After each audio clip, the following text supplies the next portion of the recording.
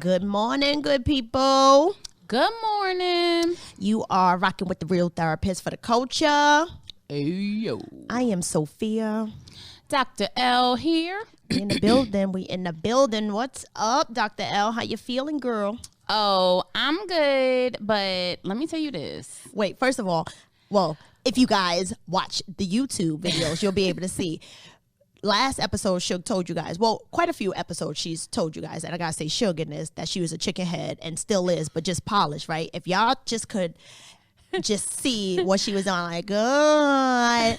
Let me tell y'all this. So chicken heads usually do this kind of closed mouth kind of thing, and it's like, so the sound could be different like this. That's what she was doing, right? Go. Let me see.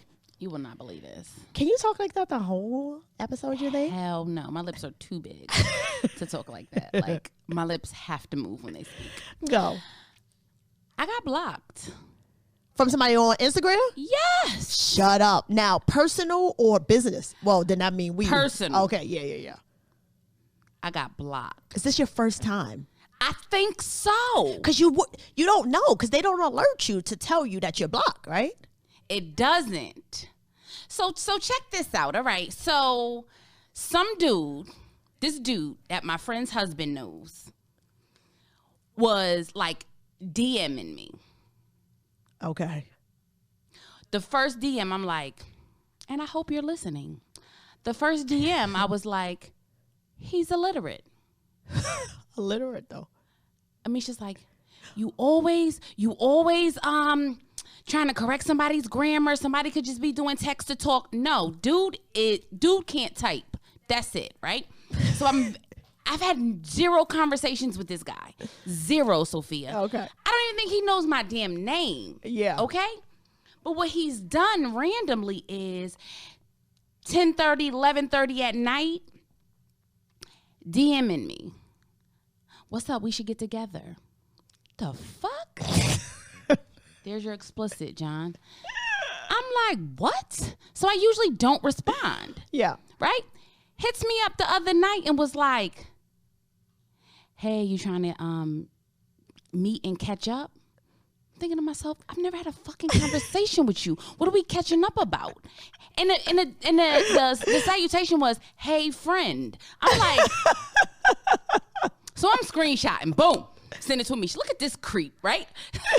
I don't know why this is so funny to me. Dude is like, then he's like, check this out. About an hour later, and mind you, I've been sipping my cranberry and douce, so I'm all the way to the left, right? So I'm like, he sends another message, and he's like, I guess that's a no. Just wanted to get out and talk. My grandmother just died. Boom, screenshot again. Are you kidding me?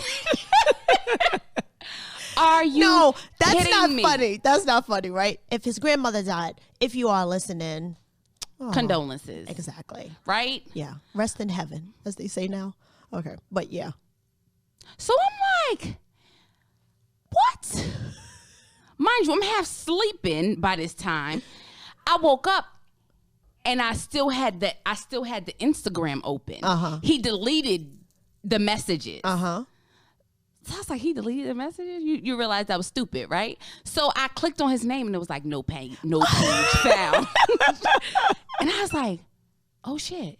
So then I switched to like one of our to our page and tried to find his page, and his page popped up. Yeah. I was like, yo, I got blocked for the first time. Yeah. Thank you. Oh, you got it. It's like, Well, I think it was the first time. yeah, exactly, right? It's like you get blocked from somebody. It's like you've arrived. Really? You know how people say that if people aren't talking about you, you ain't popping. You ain't popping. Right. If you ain't got no haters, you ain't popping.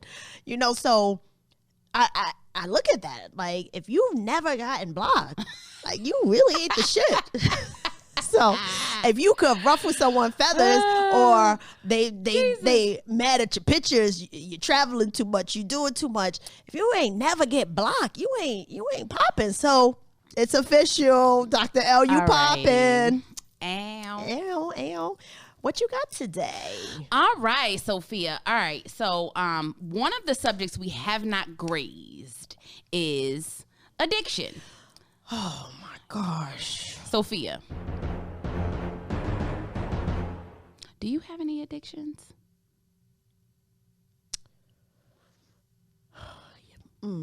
Okay, so therapist hat and Sophia hat. I got both on at the same time. I got a fitted on and the Scully. Addiction is a lifelong thing, right? So I was about to say, Sophia was about to say, I mean, I've had addictions in my past, but they are still present. So yes, I have a gambling addiction, and I am actively in recovery, and I have been doing well. But I'm also aware of people, places, and things. You laughing? That's not fucking funny. Like, this is a serious I'm so matter. sorry, because I'm laughing because when I was thinking about this, I was like, okay, so I'm gonna get ragged on for a couple of things, but I couldn't think of anything for you. Yeah. So because you breeze over that a lot. I was just about to say that. You guys have heard us say that we've known each other since freshman year, but we didn't get close freshman year. So people who were kind of in my space freshman year are probably the only people out here who knows. I probably was the only girl that was in the pit gambling and talking big shit, like gambling, like what kind? Like dice? Yes, exactly. So Maryland has this thing where they play craps, and Brooklyn, I was more so 3 dice, which is CeeLo. But because I was a real gambler, I knew how to play craps because I was in gambling spots. So I wasn't just the girl who was playing dice on the corner. Don't get me wrong. I wasn't above that either. If I walked past a dice game, I always made sure I had cash wherever I was. But I also had elevated around 17, 18, and I was in gambling spots. And in gambling spots, typically there's craps. So I came here like, oh, I could play whatever y'all got. And it was bad, and my mother would say, I'd be like, oh, I made $150 today, just regular, because she knew what it was, but she thought that by the time I came to Maryland, it was gonna, because she was like, you have no muscle there, you have no strong arm. If these Baltimore dudes rob you, you have nothing there. We are 4 hours away to get to you to save you, and her assumption was you have enough common sense or enough street knowledge to not do that.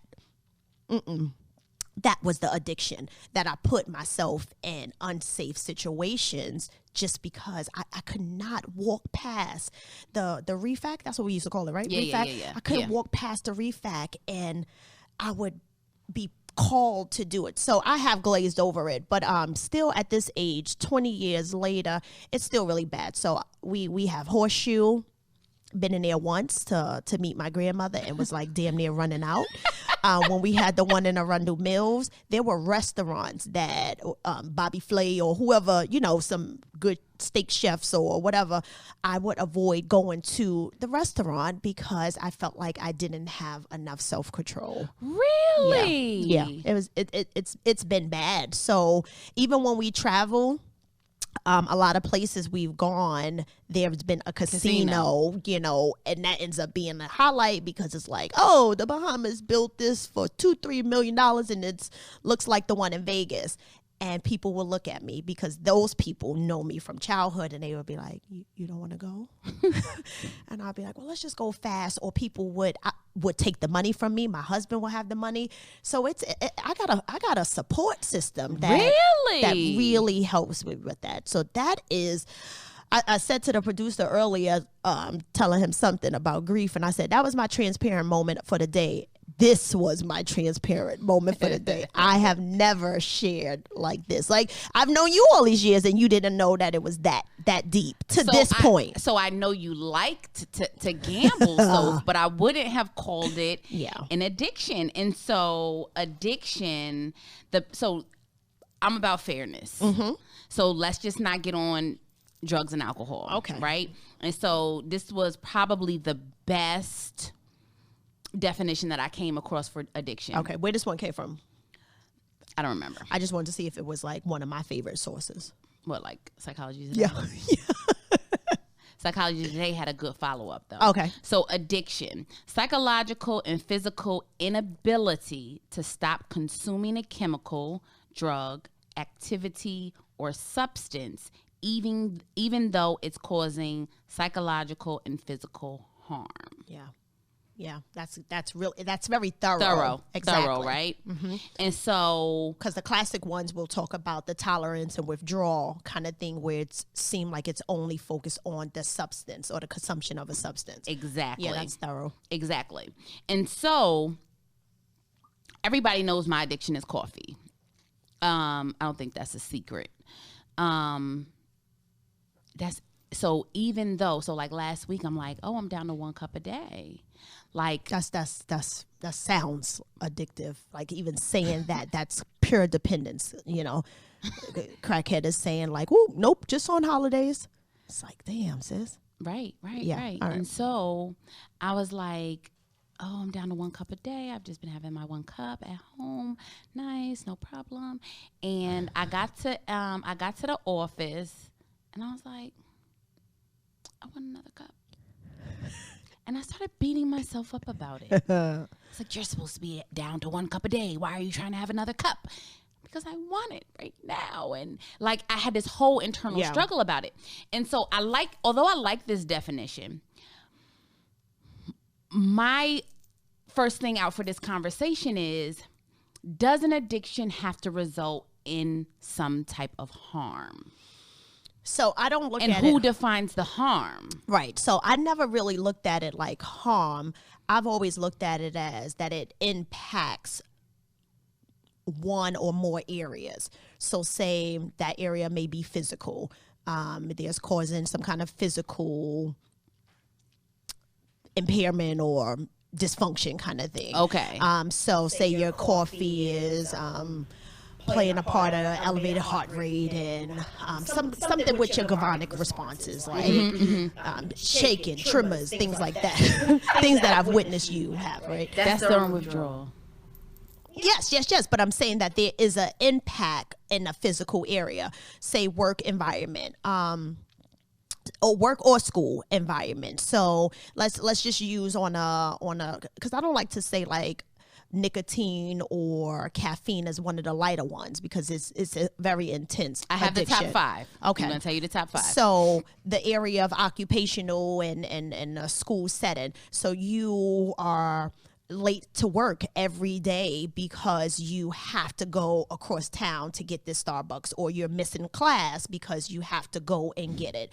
Another area that there could be some kind of neglect or impairment could be at home, right? So when you don't have the coffee, are you snappy at your loved ones or people around you kind of thing? So I necessarily never looked at the addiction has to cause harm, but it is impacting multiple of the 4 areas of your life, and that is causing the distress where it's like, is this abuse or is this dependence or just, use kind of thing. Okay. So before we get into the areas, because we have, I have several categories of addiction. The age-old debate: is addiction a disease or a choice? It's a disease for me now. It's a disease. Yeah. For you now. Okay. Years ago, I used to say it's a choice, and that was because there was a personal attachment to it. So it was like, oh my gosh, why can't you realize that you're impacting your family? You could choose to stop. But now, teaching psychology for the past 7 years, and I constantly am talking about the function of the brain and just seeing how they're things that's impacting your nervous system, your parasympathetic and your sympathetic nervous system. So at this point, I'm clear for me of that debate that my argument is disease model. Okay. Your Gemini co-host can't pick a side. Okay. Yeah. I usually can't. And so that's why Psychology Today they had the best follow-up. They said the first use is a choice. Oh, yes, absolutely. But once the brain changes, there you go. then you have the addiction and the person loses control of their behavior. So at that point, it's a disease. Absolutely. I love that. Love it, love it, love it. Absolutely. Absolutely. There was choice in it, and now it's shifted. Same thing like food. You know, people, you know, my doctor always remind me, farm versus factory. Right. You know, factory is designed to have addictive preservatives and things like that in it, so you could keep coming back to it and buying it. So, you know, addiction is everywhere with us. But yeah, I like that one. Yeah. I do too. And so you have addictive substances, right? And so I'm a preface this talk by even saying, in all of these addictions, none are greater than the others. Yeah. Regardless. And so let's just, what does Sophia say?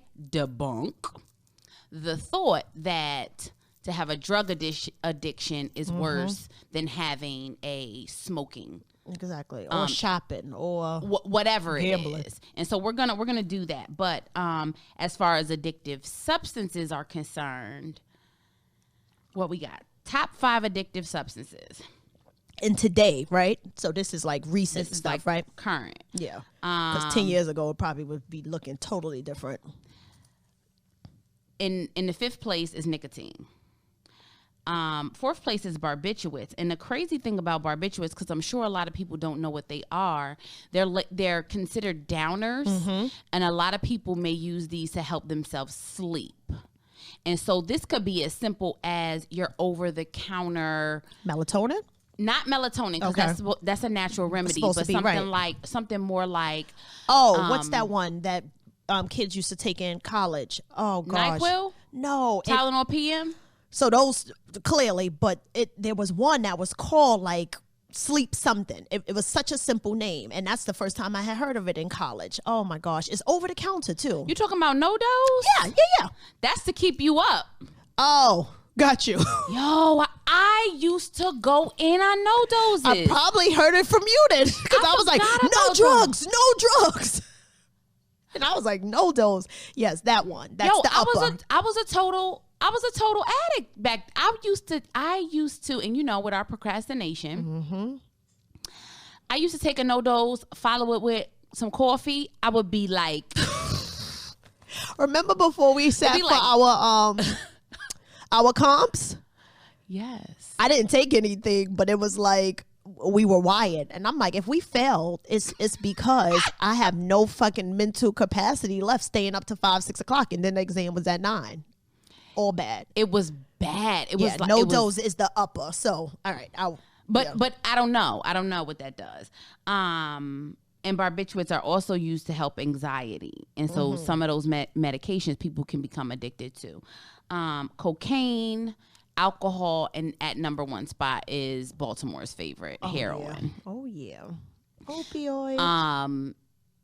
And so some of those substances, they're at the top of the list. I'm sorry, alcohol was 3 or was that 2? Okay. And then the third was cocaine. Got it. Okay. Number 1 was heroin. Okay. And so the reason that these ones are in the top is because the addiction can happen very fast. Yes. Like instantaneously. Yes. 1 or 2 uses and it's off to the races. Or absolutely off to the races. Why have you never smoked? Cocaine or I was about to say, what the fuck?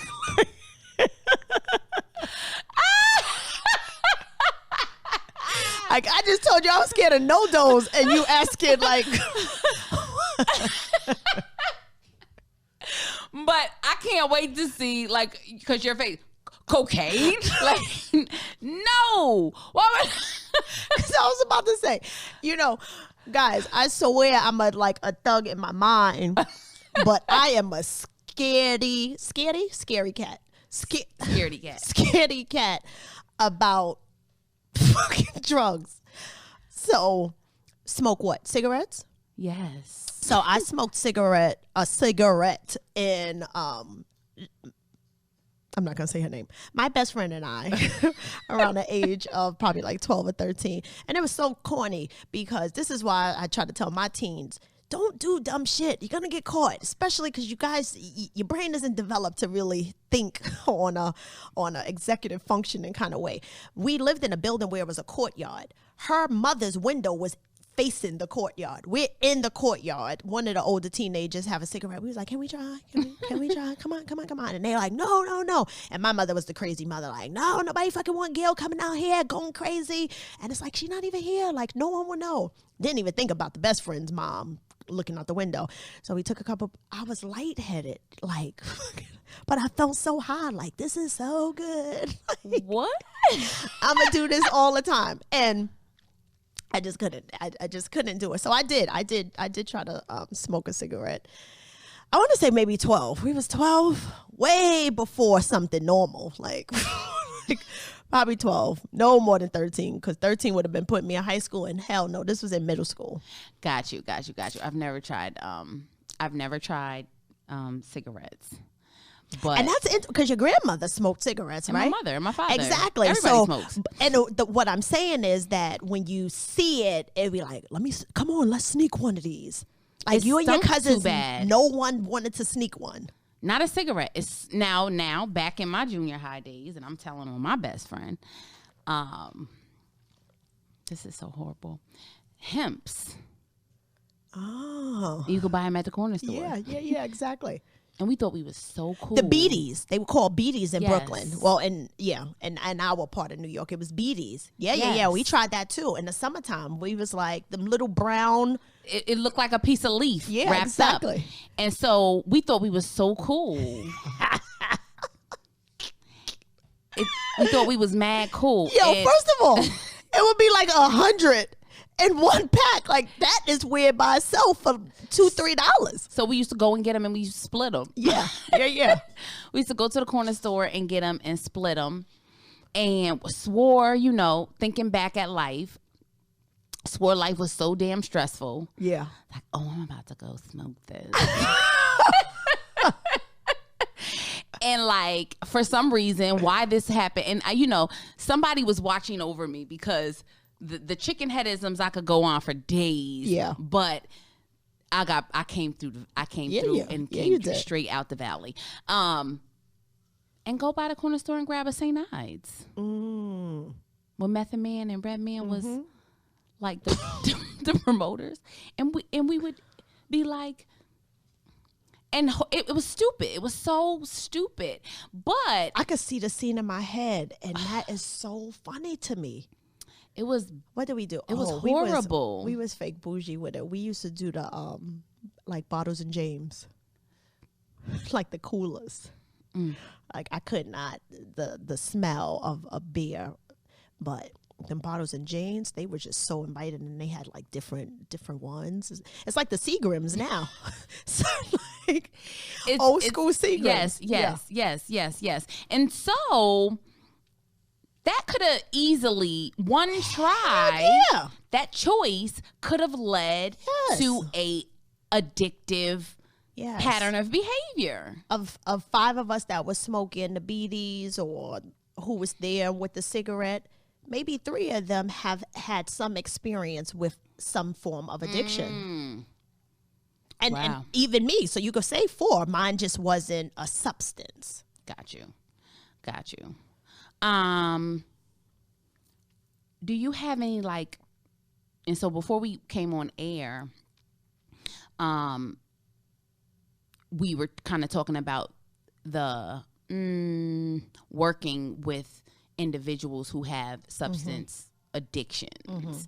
I remember when I was finishing up my master's, and I was like, don't want no parts of it. Want no parts of it, right? And so I ended up working somewhere in Baltimore, and I still want no parts of it. But I learned, and it did make me soften up a little bit for people who have substance use addictions, and usually now my question is, what's driving this? Yeah. Yeah, that's always the turning point for me. You know, what came first, the chicken or the egg? What's this numbing about? Because if you ask anybody, if you walked up to any person who you might pass, who is actively high in Baltimore City, because it's very apparent a lot of times, they don't want that. Mm-hmm. Yeah. They're not glorifying or proud that that is their life, typically. Yeah. You know what I mean? And so for that reason, I think it calls for some empathy. And so my thought is, a long time ago was like, nope, don't want no part of it. They don't want to change. I ain't making nobody change. I don't be on nobody's roller coaster trying to change, blah, blah, blah, blah, blah. Yeah. But where I've come from is like, let's see, what's underneath this? Yeah. What's underneath this this use? And that's what any of my clients that I do have that are on just this road to recovery.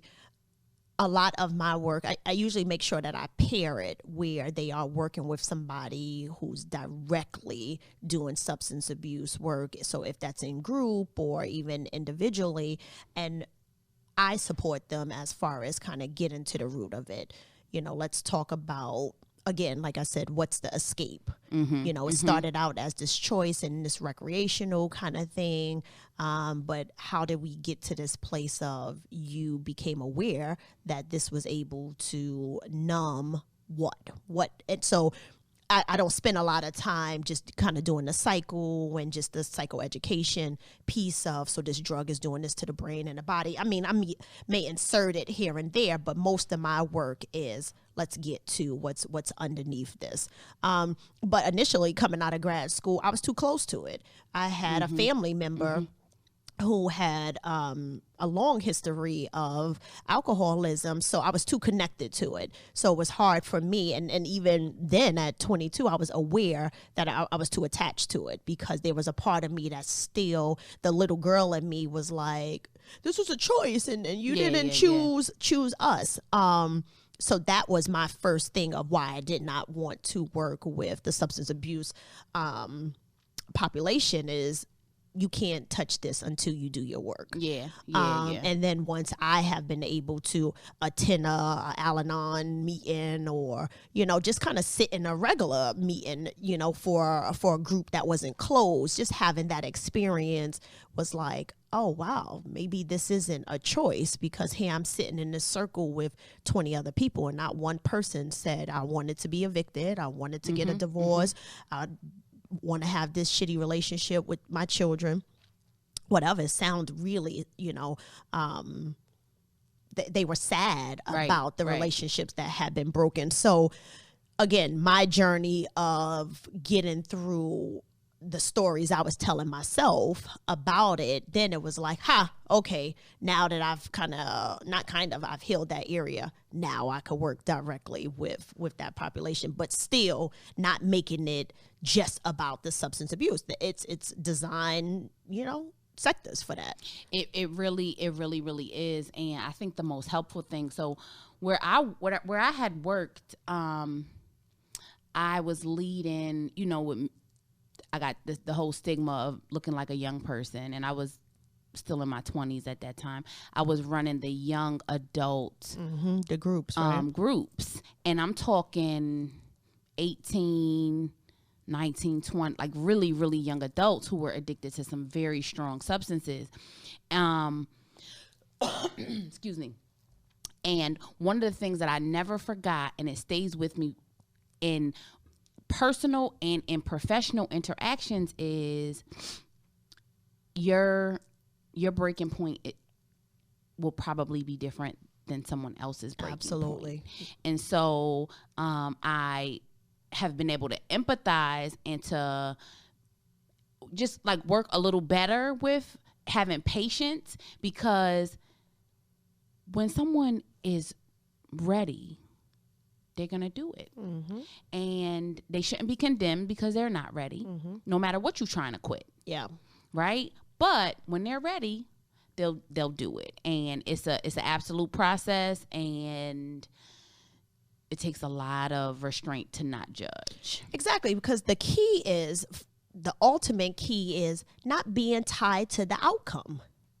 Not being tied to someone else's outcome. Absolutely. If you go in with this impression of, oh, I'm going to help them, I'm going to change them, and they're going to, go back to their families, you're setting yourself up. You're setting yourself up. And that's not even just in a helping profession. That's even as a family member, some kind of connection to someone who may be struggling with any addiction. You cannot be married to the outcome. You could support. Yes. Support means I may, provide you with some information. I may be able to be a listening ear. I may be able to provide some resources, but whatever is done, I am not tied to the outcome. Absolutely. That's why people typically don't want to work with that population, because if you relapse, it's personal for them. Yep.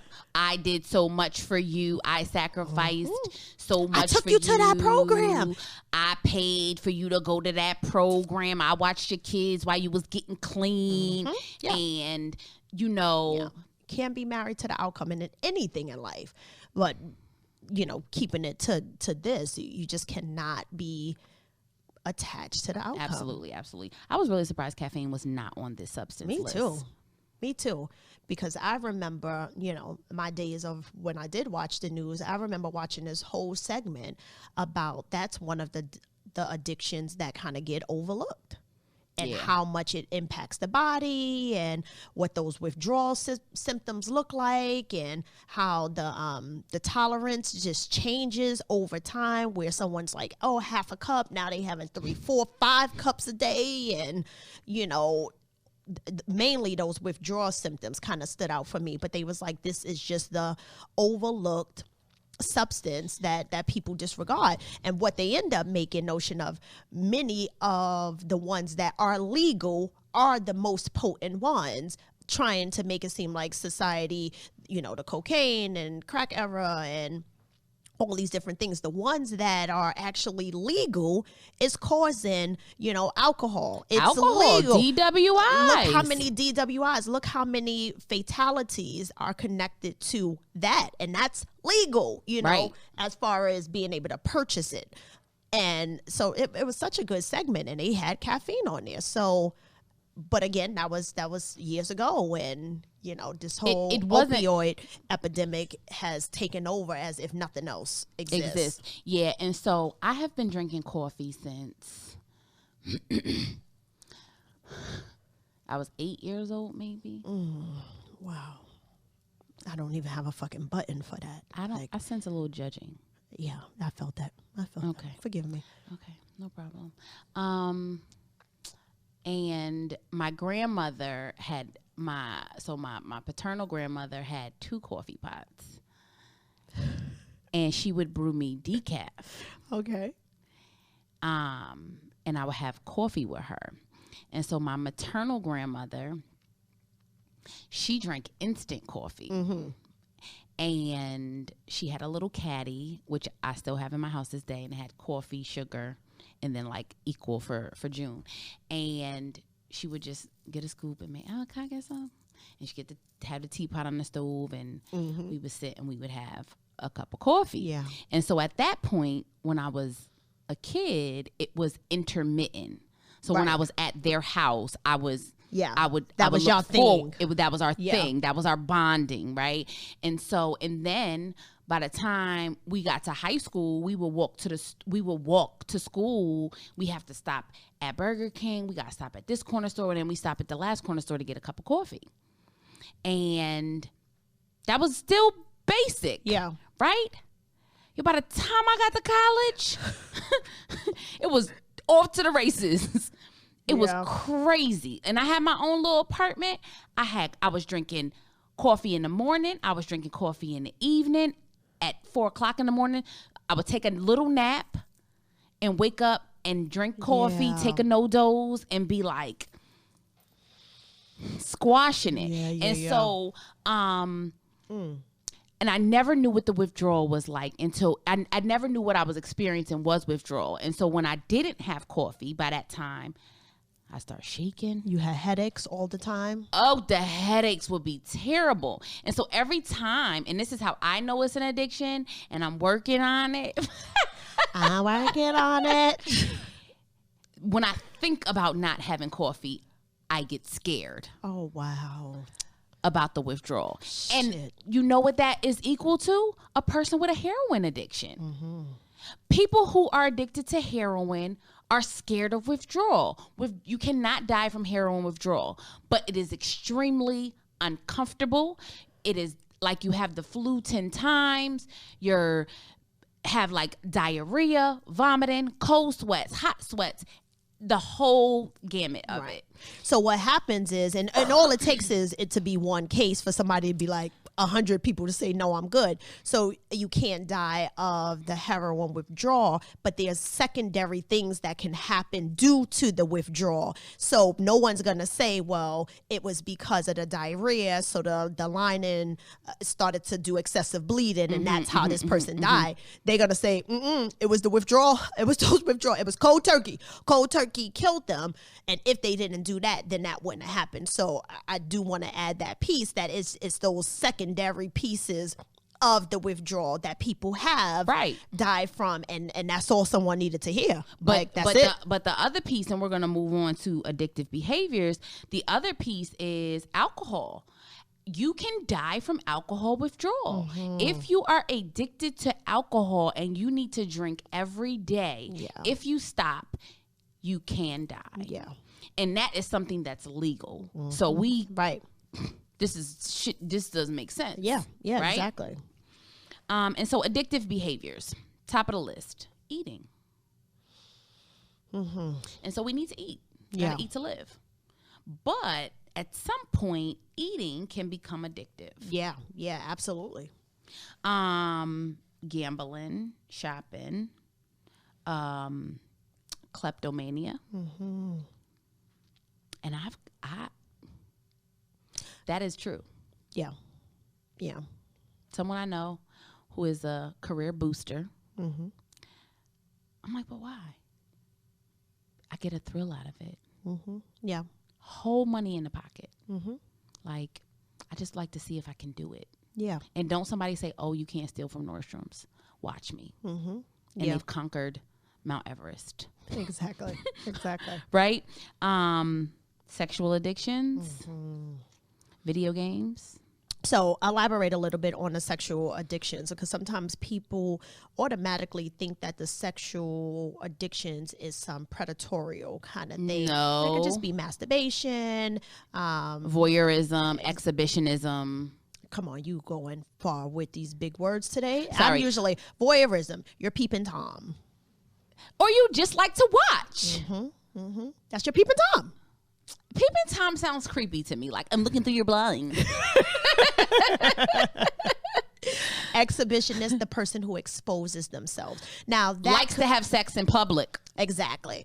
The exposure piece could start to move into illegal place, because you may be exposing yourself at a fucking middle school. So that's where it could, everything could go into the slippery slope of something being illegal or predatorial in a sense, right? But yes, so that sexual piece, it could be pornography, addicted to pornography, and appropriate age. It doesn't necessarily mean addicted to child porn. So just breaking it down, because sometimes people will be like sexual addiction and just be like, this person is gonna do something to your child. Like, it's like, well, let's slow it down. Right. So not necessarily that.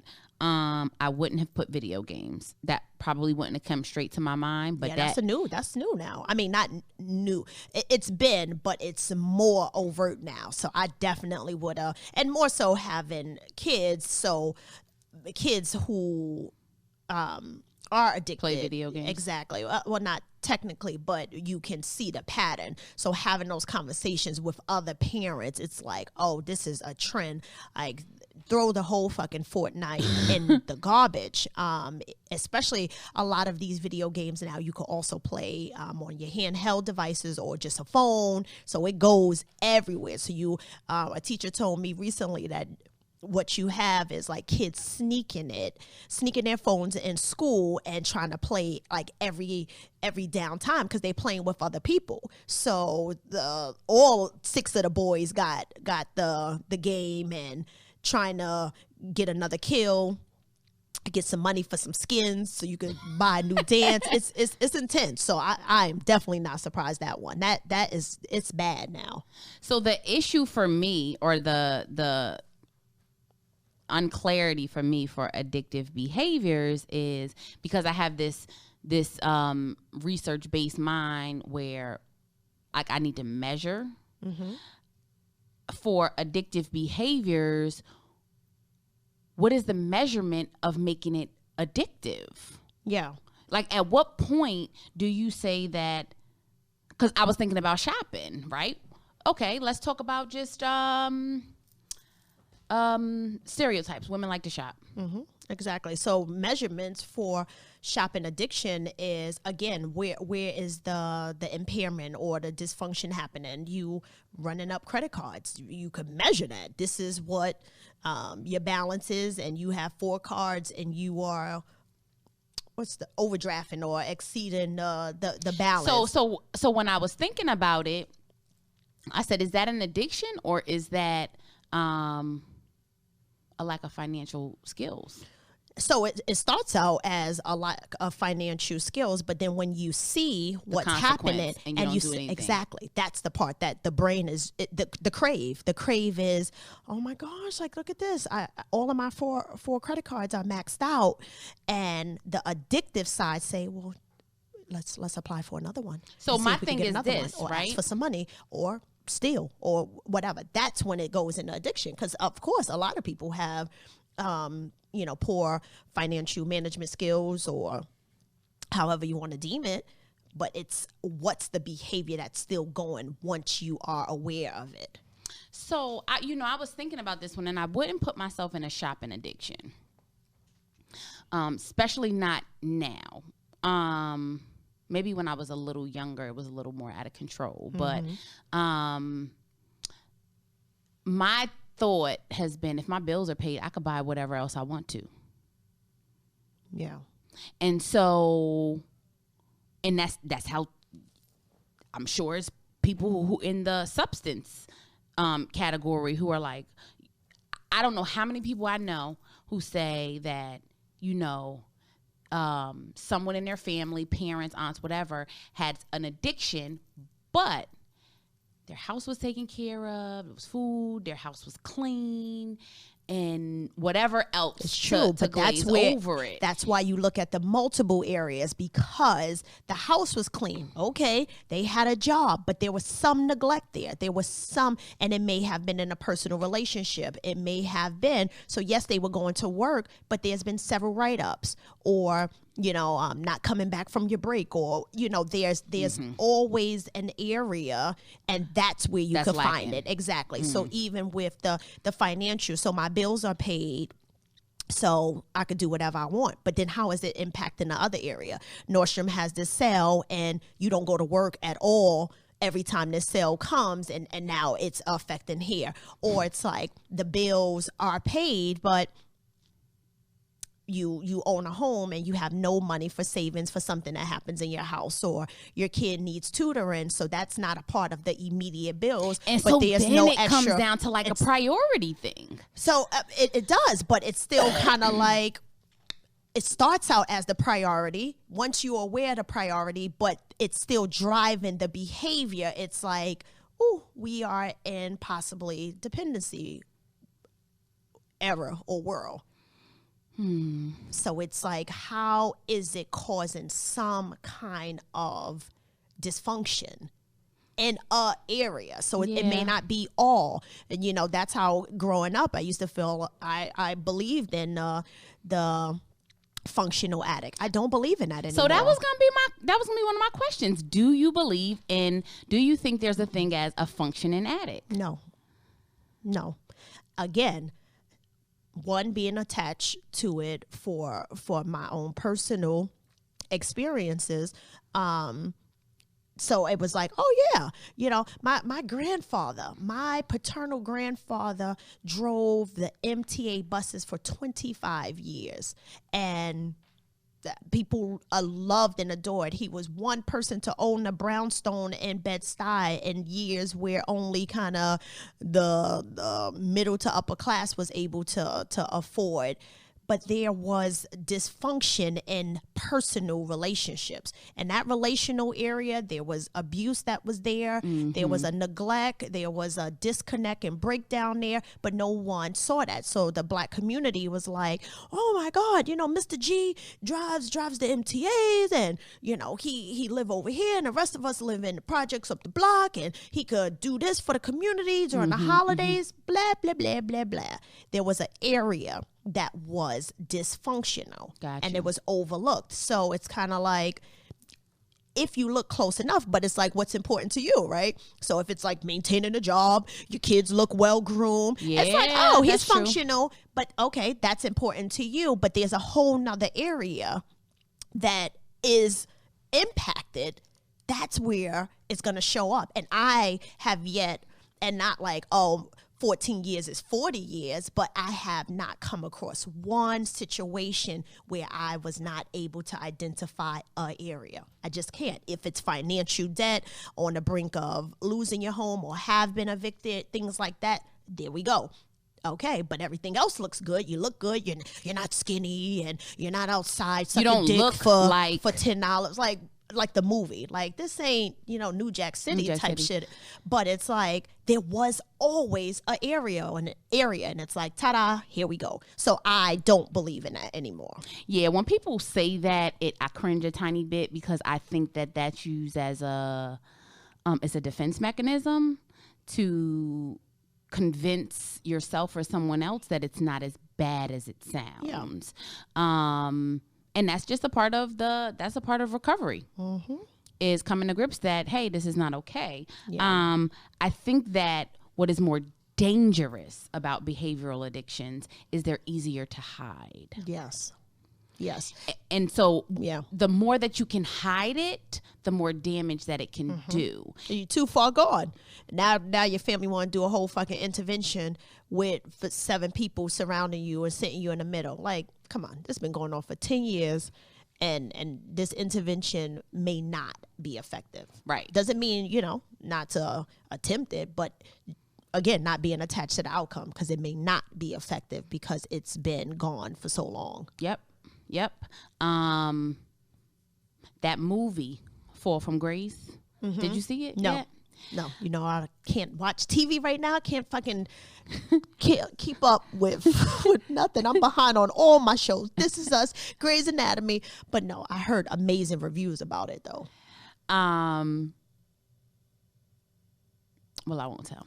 Okay, good. Because at some point I'm going to get caught up with everything.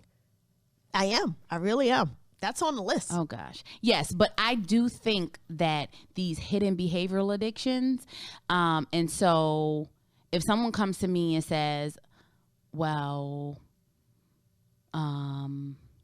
my boyfriend watches a lot of porn and masturbates a lot, I'm wondering if it's an addiction. Okay, maybe you should wonder, but maybe you should wonder what's behind it also. Because you need to know what's driving it, because that can make it even more dangerous in being involved in it. The gambling thing. I don't know how many stories I've heard where a spouse didn't know that the other one had a gambling addiction, and before you know it, you got loan sharks, you got taking out second mortgages on your house, and you have absolutely no idea that this is happening. If I was at the Horseshoe not every night, but multiple times, my husband wouldn't know, because there are certain times that I work late. So he wouldn't know until I wasn't able to cover like my portion of things, and then it would be like, what are you doing with your money? Like I don't shop ridiculously like how I have in the past, so it's like where's this money going? But I would be able to cover that, right, and do some damage possibly, right? Yeah.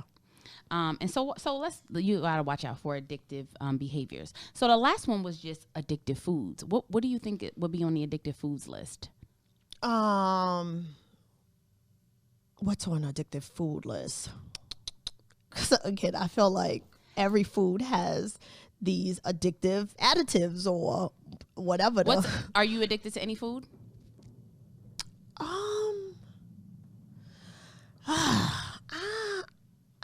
I can't think of any food I'm addicted to. I like a lot of food.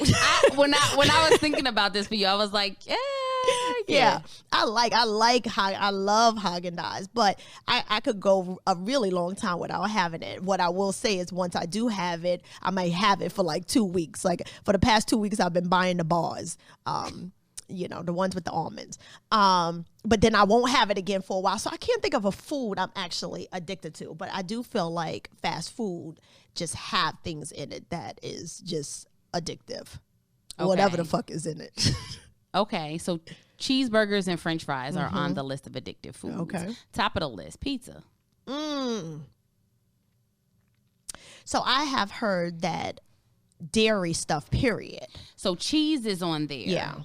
So cheese is on there, and pizza and ice cream is on there. So when I thought about the foods, because I like foods too, I don't know that there's an addictive. It's about addictive, like having it every day. But once I want it, yes, so that I want it, yeah, and nothing else but the perfect thing is gonna make that want go away. Like, I just got a feeling for right. And so if I want pizza, and you give me a slice of Pizza Hut, I don't like Pizza Hut pizza. And so I'm going to need to go and find that perfect slice of pizza until I get it. Yeah. Yeah, I can see that. So when I was looking for the Haagen-Dazs bars, because I could just eat a regular pint, but I wanted the bars. I went to like 3 We was on the phone. Yes. And you went in 7-Eleven. Like, what are you talking And you about? was like, y'all don't got the bars anymore? Y'all don't have those bars? Yes. And the guy was like, what the fuck are you talking about? Yes. So then I went to the Giant, couldn't find it. They had like some toffee kind, and I was like, that's not what I'm going for. And then they had a dark chocolate. So I went to another Giant by my house, and it was like, oh, and I was so dramatic in the store, like, yes, here you are, baby. And it was like, it was a drug in that moment. Like, it was a celebration, and that was my hit. To the point, this is how fucked up it was. Got home, my kids was like, what's in that bag? I hid it. I hid the fucking bars. Like, I hid one I ate. I went in my office, closed the door, and then ZJ is like, "Mommy, what you doing? What's that rapping noise?" He's a candy junkie. I'm surprised that's not on there, because that's the first thing I should have said. He's like, "I hear the rapping. What is it? What is it?" And I'm like, "Yo, move from the door." But I hid the other two behind like the meats, and because Cam will come in and do a scan, like, let me see what you got. But she knows she's allergic to nuts, so she would have pushed that one aside. But I hid it. I'm like, what is your deal? That's not my household. Like, this is personals and this is mine. What's there is a free grab. Not those bars. And so I could see that. Bars too. Are they? They are. When it's like 2 for $7, it's like, yeah, baby. So you went out of your way, interrupted your schedule, your route home to find Got home a half an hour after, and I could have been reading my kid a bedtime story. Absolutely. And said, fuck that little dude. I'm getting Haagen-Dazs. Oh, that is bad. So the thing about it is that what else is on here? Chips and cookies, gummy candy. Okay. That's all I'm about to say. No candy was on there? Gummy candy is on there. And that's one of yours? What? The gummies. They are. Cereal. Cereal. And I was strongly addicted to cereal at one point. So somebody posted a meme. One of my childhood friends posted a meme yesterday, and it said, I'm either not eating cereal at all, or I'm having 3 bowls in 20 minutes. Yes. I said, this is my life. Yes. And I fooled myself, and I poured into a red cup, and I'm just going to have this, right? Because when I did Weight Watchers years ago, Weight Watchers years ago, I learned that my bowl of cereal was probably like 4 bowls of cereal, 4 servings of cereal, right? You get the biggest bowl, right? And so I put it into the red cup, and I'll go upstairs and I'll eat it, and I'll have the milk, and I'm like, maybe I should add a little more Frosted Flakes. Yeah. I had the whole bag of Frosted Flakes. So I do. The cereal is one for me too, and it's the sweetness, right? Because Cinnamon Toast Crunch is one of the ones that I could eat 3 bowls in clear as day. And Frosted Flakes, just that sugary, and my husband would be like, your food was in the microwave. And it's like, I know, I was just feeling cereal tonight. And that was something, I think it's multiple things, but that also connects me to my childhood, because my mother would cook a hot meal, and if she had got some new Fruity Pebbles or some of my faves, it was a done deal. And she would be like, you didn't eat. And then I didn't really like leftovers as much. So it was like, yo, you wasted and you had cereal? So I think my daughter, she just got to the point where she's eating Cinnamon Toast Crunch. She will not try any other cereal. I'm like, dude, as the couponer, so much, I got anything you want, all the cereal you want. Yeah. So as we wrap up this show, my conclusion: there's an addict in all of us. I like it. Somewhere, something we're doing, something we're trying, something we're tasting, it has impaired us in some type of way. Yeah. And like most of our takeaways, don't judge. Yeah, because as soon as you said that, it was like, of course there's levels, but because there is some experience with it at some level, it should really have you just offer empathy and just a lack of judgment. And that happens even within treatment. Like, oh, you use dope? Oh, okay, I only smoke weed. And I'm quick to say, hey, come down. So come down off that fucking horse, because that's not okay. I remember when weed is just so popular now. We haven't said anything about weed today. Exactly, right? Because weed is just like drinking some water at this point in life. No. That's what I feel like. That's what my teenager said. Like, everybody's doing it. Whoa. Where's my whoa? Whoa. And so, excuse me. So my mother growing up in the 70s, she smoked weed, right? And so when she was called herself stopping, she's like, I'm going to go to a meeting. I was like, oh, okay. And I remember her coming home and going off about, and they asked me why I was there, just because I don't smoke crack and all I smoke is a little weed. I'm trying to get my life right. Am I wrong for that? And I'm like, just like that. Exactly. So she was being judged because her drug wasn't the real drug. You know what I mean? Yeah, it happens. It's like, what I do always say is, when anyone in recovery where there is a substance involved, that is where you have arrived at a different part of your recovery, when you're humble. And not because you could have been that person. You was a blink of an eye away. You had a different level of support. You had a different determination in you. So I usually kind of point that out to people, like, you had a different space.